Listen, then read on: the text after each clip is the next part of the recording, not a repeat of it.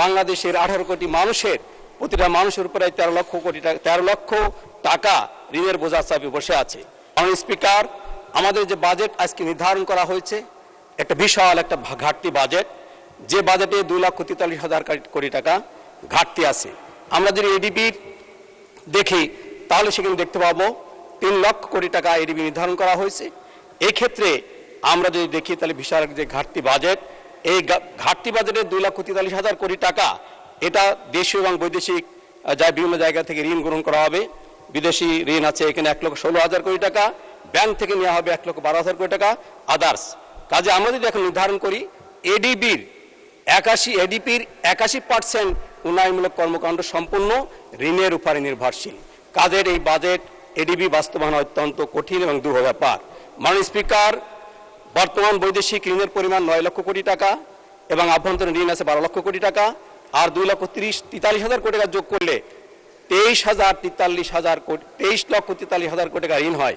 অর্থাৎ এই মুহূর্তে বাংলাদেশের 18 কোটি মানুষের প্রতিটা মানুষের উপরে 13 লক্ষ টাকা ঋণের বোঝা চাপে বসে আছে।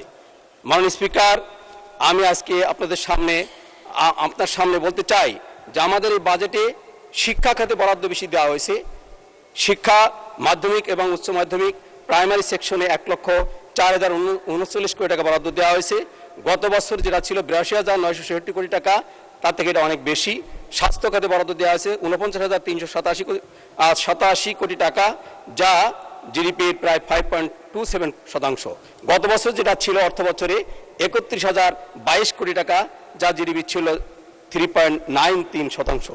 অবশ্যই এখানে বাজেট বরাদ্দ বেশি দেওয়া হয়েছে, কিন্তু শিক্ষা এবং গবেষণার ক্ষেত্রে কোনো সুনির্দিষ্ট বাজেট নাই। মাননীয় স্পিকার, আজকাল আধুনিক যুগে এবং প্রযুক্তির যুগে আমরা যদি গবেষণার ক্ষেত্রে যদি বাজেট বরাদ্দ না রাখি তাহলে উচ্চ শিক্ষার ক্ষেত্রে আমাদের যুবকরা হারিয়ে যাচ্ছে। আমি বিশ্ববিদ্যালয়ের ক্ষেত্রে বিভিন্ন জায়গায় গবেষণা করতে যেয়ে দেখেছি যে গবেষণার ক্ষেত্রে বাজেট না থাকার কারণে অনেক অসচ্ছল পরিবারের বাচ্চারা যারা মেধাবী তারা গবেষণার ক্ষেত্রে ঝরে যাচ্ছে। এই জন্য আমি চাই গবেষণার ক্ষেত্রে সুনির্দিষ্ট বাজেট থাকা দরকার।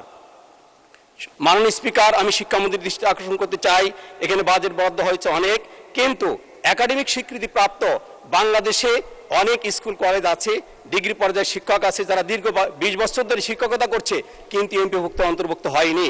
কাজেই তাদের সুনির্দিষ্ট এমপিভুক্ত হবে কিনা, কতটা শিক্ষা প্রতিষ্ঠান হবে, তার সুনির্দিষ্ট বাজেট থাকা দরকার।